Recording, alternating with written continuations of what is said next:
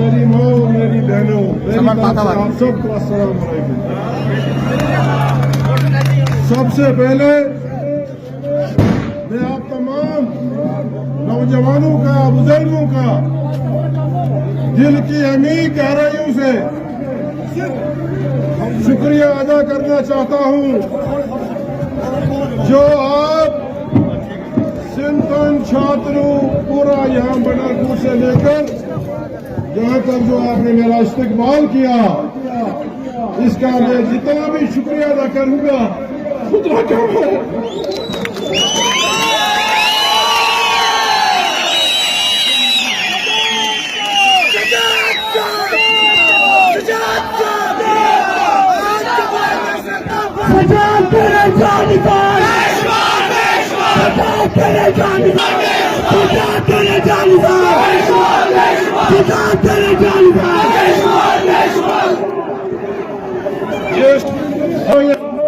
ये सिर्फ आप लोगों की वजह से मिला है, वरना अगर देखा जाए 2024 के असेंबली इलेक्शन में किस तरह हमको हराया गया, मगर मेरे रब को, मेरे अल्लाह को कुछ और मंजूर था। इसका यह मतलब है कि 2024 का जो रिजल्ट निकला उससे अल्लाह नाखुश था और अल्लाह ने दिखा कि आप इसको यहां जबरदस्ती हराओगे, इसको मैं ऐसे पंचायत में ले जाऊंगा जो देश का सबसे बड़ा पंचायत है। और अल्लाह ने आज, मेरे रब ने आज ये दिखा दिया। मैं आपने नेशनल कॉन्फ्रेंस के कायदीन को, जनाब डॉक्टर फारूक अब्दुल्ला साहब, जनाब उमर अब्दुल्ला साहब और दीगर कायदीन का दिल की अमीर गहराइयों से शुक्रिया अदा करना चाहता हूं। मसला ये नहीं कि जमात ने हमको कितना बड़ा मनसब दिया है, मसला ये है, ये पसमानदा और दूर दराज इलाका नेशनल कांग्रेस की लीडरशिप ने याद रखा और ये फैसला किया। मैंने तो यूं बड़े इलेक्शन देखे, पार्लियामेंट के इलेक्शन, असेंबली के इलेक्शन, राज्यसभा के इलेक्शन। 2015 में भी मुझको कैंडिडेट बनाया था राज्यसभा के लिए, मगर उस वक्त बदकिस्मती से नाकामी हुई। मगर आज का ये जो राज्यसभा का इलेक्शन, इसमें मैंने पूरे जम्मू कश्मीर की सूरत हाल अजीब देखी। जब ये रिजल्ट आए, जब लोगों को पता चला कि भाई हमने जीत हासिल की है, जम्मू कश्मीर के दूर दराज के इलाके, राजौरी, पुंछ, कश्मीर, कुपवारा, ये इनके गांधी के इलाके, लोगों में जोश, जश्न। भाई ये तो हर वक्त होते हैं ये राज्यसभा के इलेक्शन। आज के इस इलेक्शन में इतना क्या है कि गांव-गांव, गली-गली लोग जो है खुशियां मना रहे हैं। मैं आपको ये बताना चाहता हूं कि पिछले 11 बरस में जो बीजेपी ने चुनी हुई सरकारें, चाहे वो महाराष्ट्र की सरकार थी, चाहे वो दूसरे राजस्थान की सरकार थी, चाहे मध्य प्रदेश की सरकार थी, लोगों की चुनी हुई सरकारें जो है किस तरह से गिरा दी, बल के जोर से, पैसे के जोर से। तो लोगों के अंदर जो था एक रोष था पूरे मुल्क में और खासकर जम्मू कश्मीर के लोगों का, जिन्होंने 1 साल पहले यहां एब्सोल्यूट मेजॉरिटी से एक सरकार बना दी, लोगों की चुनिंदा सरकार बनी, मगर 1 साल से उस सरकार का क्या हाल किया ये आप सब जानते हैं। कितने वादे किए। पहले तो हम आज भी इस चीज का कंडम करते हैं, मजम्मत करते हैं जो हमारा खुसूसी स्टेटस 2019 में छीना गया। जो रियासत हमारी थी जम्मू और कश्मीर की, उससे रियासत का दर्जा छीन के यूटी में डाउनग्रेड किया। अरे ये कौन सा कानून है? किस कानून के तहत एक मुल्क की सबसे पुरानी रियासत को आपने खत्म करके उसको यूटी में तब्दील किया? क्या हासिल हुआ? आज जो सरकार यहां चल रही है, ड्यूअल सिस्टम, एक कदम भी नहीं चलने देते हैं। आप देखिए यहां आम गरीबों की क्या हालत है। किस जोश और जज्बे के साथ उन्होंने सरकार बनाई थी। आज देखिए जो हमारा बेरोजगार, जो आज से 10 साल पहले जिसको किसी ना किसी तरीके से कोई ऐसी स्कीमें हमने बनाई थी, चाहे वो रहबर तालीम, रहबर जंगलात, रहबर सेहत, और मकसद और मुद्दा ये था कि इस बेरोजगार नौजवान को रोजगार मिलना चाहिए। क्या ये गुनाह था कि भाई हम बेरोजगारों को रोजगार दे रहे थे, हम जगह जगह स्कूल दे रहे थे, जगह जगह अस्पताल दे रहे थे, जगह जगह कॉलेजेस खोल रहे थे, कहा जगह जगह हमने तहसीलें खोली, ब्लॉक खोली। क्या ये लोगों के खिलाफ डिसीजन थे? मगर इसमें कसूर हम लोगों का है। हमको एक्सप्लॉइट किया जाता है मजहब के नाम पे, धर्म के नाम पे, और वो अपनी बाजी जीत के उसके बाद लोगों को बेहाल छोड़ दिया जाता है। कहां है आज वो जिन्होंने यहां 11 साल हुकूमत की? आज हम जानना चाहते हैं इन 11 वर्षों में क्या किया उन्होंने रियासत के लिए, बिलखसूस किश्तवाड़ के लिए। मुझे बताइए, मुझे बताइए कौन से स्कूल खोले, कौन से कॉलेजेस खोले, कौन से अस्पताल खोले। जो 2014 तक हमने काम किया उसके बाद कुछ नहीं किया, क्योंकि उनका फंदा जो है वो बिल्कुल सिंपल है। इलेक्शन के 2 महीने जिला हो जाओ, लोगों को भड़काओ और वोट हासिल करो। मेरे भाइयों बुजुर्गों, 2024 के इलेक्शन में जो हमको यहां हार मिली है, आपको पता है किश्तवाड़ 20 साल पीछे हो गया है। अगर मैं यहां से जीत के चला गया होता, माशाअल्लाह मैं इस वक्त मिनिस्टर होता। और मिनिस्टर जो है मेरे वालिद साहब हमेशा जब भी एमएलए बने, किश्तवाड़ की आवाम ने उनको जब जब जिताया वो मिनिस्टर बने। और आज से 30 साल 40 साल पहले किश्तवाड़ की क्या हालत थी? वो वही मर्द मुजाहिद था जिसने इन वन को as a cabinet minister, chairman district development board 56 सड़कें जो है वो सैंक्शन करवाई।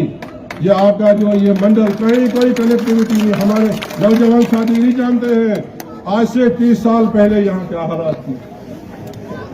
और अगर ऐसा ही चलता रहा, आप लोग बार बार एक्सप्लॉइट होते रहे, फिर किश्तवाड़ आगे नहीं बढ़ेगा, ऐसा ही रहेगा। जो हमने मुलाजिम लगाए थे अनकरीबी वो रिटायर हो जाएंगे। अगर एक ऐसा वक्त था आज से 40 साल पहले, किश्तवाड़ का कोई अफसर नहीं था, कोई अफसर नहीं था। माशाअल्लाह जब शेर कश्मीर शेख मोहम्मद अब्दुल्ला बरसर इक़्तिदार आए तो आम गरीब, चाहे वो किसी भी कौम से तल्लुक़ रखता हो, किसी कम्युनिटी से तल्लुक़ रखता हो, सबकी तरक्की हुई। कोई इंजीनियर बना, कोई डॉक्टर बना, किसी ने केस किया, किसी ने आईएएस किया। और आज आप देखते हैं कि 11 बरस से यहां कुछ नहीं हुआ। मैं आज के दिन आपसे यही अपील करना चाहता हूं, जब भी यहां कोई त्योहार होता है, चाहे वो ईद हो, दिवाली हो, कोई फंक्शन हो, पूरा जम्मू कश्मीर जो है मुतवज्जा हो जाता है किश्तवाड़ की तरफ कि किश्तवाड़ में हालात ठीक है, वहां तो नहीं कुछ हुआ। ये पिछले 11 साल से मेरे कान फट गए हैं लोगों को जवाब देते देते कि मेरे भाइयों, किश्तवाड़ के 1947 में जब पूरा मुल्क चल रहा था, जब पूरी रियासत चल रही थी, उस वक्त भी यहां हिंदू भाइयों ने, हमारे बुजुर्गों ने, मुसलमान बुजुर्गों ने यहां अमन कायम रखा और आपस में भाई भाई बनकर रहे। और वही सूरत हाल इस वक्त भी है। मेरे भाइयों बुजुर्गों, पिछले इलेक्शन में 2024 के इलेक्शन में 70,000 वोट हमने लिए। 70,000। अगर हम इंडिपेंडेंट कैंडिडेट जो प्यारेलाल जी थे, वो भी नेशनल कॉन्फ्रेंस का एक हिस्सा थे, उनके भी 15,000 डाले, तो 70,000 से ज्यादा वोट हमने लिए हैं। क्या आपने कभी ये असेसमेंट की कि इस 70,000 वोटों में हिंदू भाइयों और बहनों का कितना वोट है? नहीं, वो मुझे पता है। वो मुझे पता है कि पाडर जो 95% हिंदू डोमिनेटेड है, अगर वहां से 4,000 वोट आए, 3600 वोट आए, 4,000 के करीब वोट आए, तो किसने दिए? किसने दिए? आपके हिडियार, कुलीन, वसर जन्ना से जो 200-250 वोट आए, किसने दिए? जिसमें कम अज कम 70,000 वोटों में से 25,000 वोट जो है वो हमारे हिंदू भाइयों का, हमारी हिंदू माओ व बहनों का है। मगर जो यहां सिलसिला चल रहा है, कोई जबान नहीं खोल सकता। जो जबान खोलेगा, जो ये कहेगा कि मैंने नेशनल कॉन्फ्रेंस को वोट किया है, ऐसा दबाव डाला जाता है, उसको खतरा रहता है कि कहीं मेरी जबान न काट दी। किश्तवाड़ का भाईचारा आपको कहीं नहीं मिलेगा। और मैं वाहिद एक ऐसा शख्स हूं, मैं यहां सियासत इलेक्शन के लिए नहीं करता हूं। मैंने अपने वालिद के साथ काम किया है। मैंने यहां किश्तवाड़ में देखा है कैसे यहां भाईचारा कायम व दायम था, मगर जब से ये बीजेपी वजूद में आई, इन्होंने सिर्फ हमको मिलिटेंट भी कहा, हमको एंटी नेशनल भी कहा, मगर वो हमारे दिल को, हमारे जमीन को पता है। और ये हदीस भी है कि जिस मिट्टी ने आपको पैदा किया है, उसके साथ बेवफाई कभी नहीं करनी। कोई भी मुसलमान जो ईमान रखता हो, वो अपनी मिट्टी के साथ बेईमानी कभी नहीं करेगा। ये मिट्टी किसी के घर की है, ये पूरे हिंदुस्तान के, चाहे वो किसी भी भाषा, कोई भी भाषा बोलता हो, किसी भी धर्म का हो, ये मिट्टी जो है, ये सरजमीन जो है, ये हम सब की है। लिहाजा यहां अमन रखना, यहां भाईचारा रखना, ये हमारा फर्ज बनता है। मैंने 2008 से लेकर आज तक जो ये कम्युनल ताकतें हैं, मैंने कोई घुटने नहीं टेके हैं। मैं एक अल्लाह से डरता हूं, एक अल्लाह से। रिज़्क़ और मौत, अगर मुझे इस पे ईमान है कि मेरी मौत कब आएगी, मुझे कब तक जिंदा रहना है, तो मेरे अंदर कोई डर महसूस नहीं होगा। आज बीजेपी पता नहीं, जब तक मेरी जान में जान है, मैं कम्युनल ताकत के खिलाफ लड़ता रहूंगा।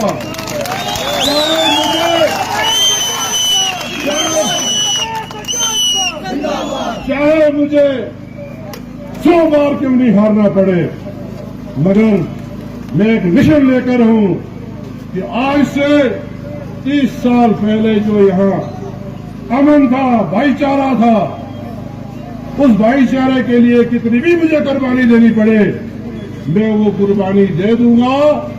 और इस मिशन के साथ कि किश्तवाड़ में फिर वही भाईचारा तो है, मगर एक नैरेटिव जो बनाया गया है। कल भी मुझे प्रेस वाले कह रहे थे कि जनाब आप किश्तवाड़ जाएंगे, अब पता नहीं वहां कोई फितना फसाद होगा। बड़े अफसोस की बात है, ये सारा नैरेटिव जो है ये बीजेपी का बनाया हुआ है। किश्तवाड़ के लोग अमन पसंद है और हमेशा किश्तवाड़ के लोगों ने भाईचारे को मजबूती से थामा है। मैं एक बार फिर आप तमाम बुजुर्गों का, नौजवानों का, दूर दूर से आए हैं, doctor Chaman Lal x MLA Raman वो भी आए हैं, मेरे साथी सलामदीर वो बलेसा से, सूर रामशाला बंजवा दशन वड़वन छात्रू केशवान नागसरी पादर त्रिगाम सरथल दूल हर जगह से जो मेरे बुजुर्ग, मेरे नौजवान यहाँ मेरे इस्तकबाल के लिए आए हैं। मैं हमेशा के लिए आपका ये जो पुरजोश इस्तकबाल है, मैं अपने दिल में इसको रखूंगा।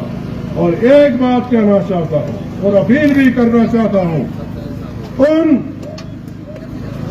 पब्लिक रिप्रेजेंटेटिव्स को जो किश्तवाड़ के लोगों ने चुने हैं, जो नागसिरी पाटर के लोगों ने जिनको चुना है, या इंदरवाल के लोगों ने जिनको चुना है, बाबा सियासत खुदारा बंद कर दो।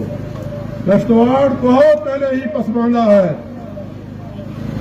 और अब आप किश्तवाड़ की तामीर और तरक्की के लिए काम करें। यह आपकी खुशकिस्मती है कि मुझे राज्यसभा में भेजा गया है। अगर हम सब मिलकर फिलहाल 4 साल सारी सियासत को एक तरफ रखकर किश्तवाड़ की तामीर और तरक्की के लिए काम करें, अल्लाह गवाह है मुझे किश्तवाड़ को 4 चांद लग जाएंगे इंशाअल्लाह। मगर लगता नहीं है, क्योंकि वो जब वो वोट बटोरने होते हैं तो वो 10 दिन में सारा वो अपने फेवर में करके चले जाते हैं, ऐश कर रहे हैं। लिहाजा मैं उनसे अपील करना चाहता हूं, बड़े बड़े प्रोजेक्ट, हमारा वाइलू टनल का है, Sangpura Vailoo tunnel, honourable prime minister of India जिन्होंने आप लोगों के सामने 2014 में ये वादा किया था कि हम किश्तवाड़ को टनल के जरिए पानी देंगे, अभी तक कोई पेशरफ नहीं हुई। शर्म नहीं करना है। अब आपका लीडर जो है राज्यसभा में होगा। जब मैं राज्यसभा में जाऊंगा आप सुनेंगे, मैं अपील करूंगा अपने प्राइम मिनिस्टर से, क्योंकि आपने राज्यसभा का मेंबर उसको रखने के लिए और हटाने के लिए मेरा भी वोट चाहिए। मैं उनसे यही गुजारिश करूंगा कि 11 साल से वो पसमानदा लोग, वो बेबस लोग, वो बेसहारा लोग इस आशा में है कि दिल्ली से शायद कभी न कभी इस टनल के लिए जो है ऐसा सैंक्शन हो जाएगा ताकि किश्तवाड़ के टाउन मंडल में जो इस वक्त पानी की क्राइसिस है या पेरिफेरी में जो पानी की क्राइसिस है, इस क्राइसिस को खत्म किया जाए। मुझे एक ऑनरेबल MLA साहब कहता है क्या किश्तवाड़ में जहाज जाता है? मैं हंस रहा हूं इधर से, मैंने कहा कौन सा जहाज? जो हेलीपैड था वो भी छीन लिया और प्राइवेट किसी की खेत में जहाज हेलीकॉप्टर उतरता है। आप सवारियों की जहाज आपकी बात करते हैं। 11 साल से हमने सुना किश्तवाड़ एयरपोर्ट, अब 20 मिनट में किश्तवाड़ से जो है जम्मू जो है लोग जाएंगे। अब मुझे पता नहीं है, मेरे लोग शायद रात को जाते होंगे हेलीकॉप्टर, उससे जहाज में जम्मू जाते होंगे, दिन में तो यहाँ कोई जहाज चलता नहीं है। इस बात की भी हमने यकीन दहानी वहां याद दिलानी करानी है कि भाई आपने तो बड़ा कुछ कहा था, यहाँ एयरपोर्ट देंगे। पैरा मिलिट्री में मुझे याद है ऑनरेबल हम उस वक्त के होम मिनिस्टर उन्होंने कहा था कि जो दूर दराज के इलाके हैं, पाडर है, मड़वा है, वाड़वर है, दक्षिण है, ये छात्रों है, ये यहाँ के बच्चे जो है वो मुकाबला नहीं कर सकते हैं शहरी बच्चों से। लिहाजा हम यहाँ बीएसएफ, आईटीबीपी, सीआरपी इन तमाम महकमों में जो है अनसपाट भर्ती करेंगे। मुझे लगता है कि रात के अंधेरे में वो भी भर्ती आपके गाँव में होती होगी। ये वादा भी हमने वहां डॉक्टर जितेंद्र सिंह जो हमारे ऑनरेबल एमपी है, उन्होंने तो हमको जोड़ दिया रेल के साथ। आज रेल जाती है, यहाँ रात को जाती है, कश्मीर पहुंचती है। याद होगा आपको 14 के इलेक्शन में भी और 24 के इलेक्शन में भी कहा था। मेरे पास बहुत कुछ है याद दिलाने के लिए, और मैं आपको यकीन दिलाना चाहता हूं, जब इंसान किसी जायज डिमांड के लिए बार बार जो है किसी मिनिस्टर, प्राइम मिनिस्टर के पास जाता है, एक न एक वक्त आता है वो मसला जो है जरूर हल हो जाता है। फिलहाल मैं आपका राज्यसभा का मेंबर बना हूं, इसके लिए दिल की अमी गहराइयों से फिर एक दफा शुक्रिया भी आप लोगों का, आपकी दुआओं का असर, आपको मुबारक भी हो। अब मेरा एंटी लेट फंड जो है वो भी आप गिनना शुरू कर देंगे। पुराना जमाना था, हम देते थे गांव देहात में हम गरीब वर्कर को कुछ थोड़ा बहुत, वो भी इन लोगों ने बंद कर दिया। अब अगर 10,000 का काम भी है उसके भी टेंडर निकल रहा है। वाह वाह, क्या सरकार है, क्या सरकार है। जाएगा कहाँ ये, मिलेगा भी खत्म, सब कुछ खत्म, बनेगा क्या। लिहाजा ये इतने बड़े पावर प्रोजेक्ट, बाबा इतना सा डोलसी पावर प्रोजेक्ट था, इतना सा 390 मेगावाट का, जिस डोलसी पावर प्रोजेक्ट ने पूरे कश्तवाड़ की काया पलट दी थी। यम लाड़ टीम लगाओ, तमाम कश्तवाड़ लगाओ टीम, तमाम लुकाव करो रोजगार लोग आधे 3 मेगावाट 4-5 बड़ प्रोजेक्ट चलो, मुझे कोई हाथ उठाकर बताए कि एक भी घर इन प्रोजेक्ट की वजह से है उस घर में तब्दीली आई। मुझे बताइए, कोई बताए हाथ।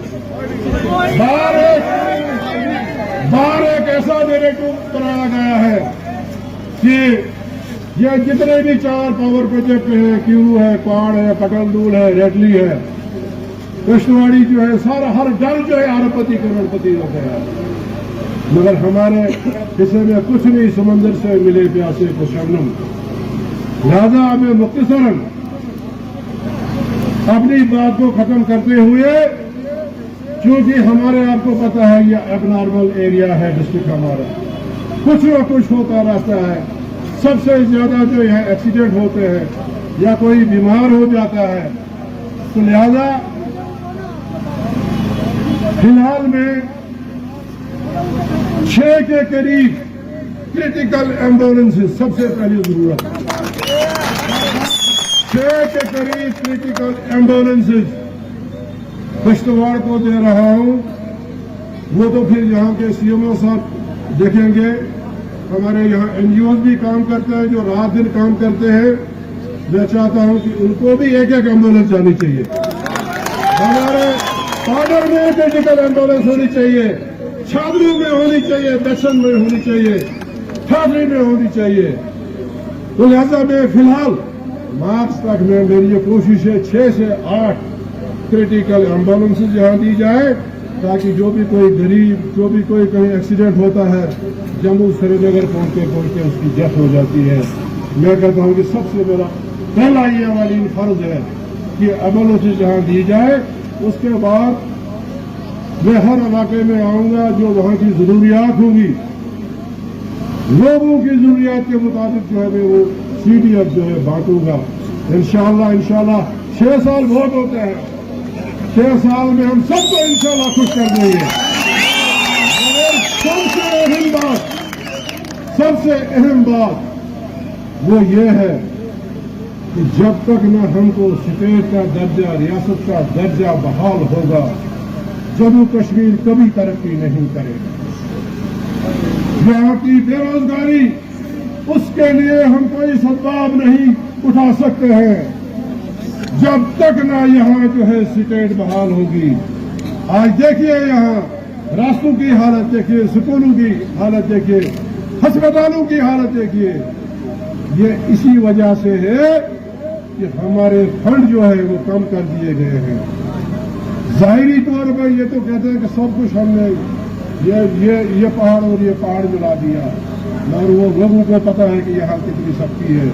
लिहाजा आज दुआ करो कि ये लोग जो अवाम में बार बार कह रहे हैं कि अनकरीब हम रियासत बहाल करेंगे, अल्लाह ताला ही इनके दिल में तो ऐसी वो डाल दे ताकि ये रियासत बहाल करे और रियासत जम्मू और कश्मीर के लोग जो है अमन और चैन और तरक्की से रहें। मैं एक बार फिर आप तमाम हजरात का, बुजुर्गों का, नौजवानों का, माओ बहनों का शुक्रिया अदा करना चाहता हूँ कि आप यहाँ आए और मेरी चंद बातें सुनी। खुदा हाफिज, सलाम अलैकुम, आदाब।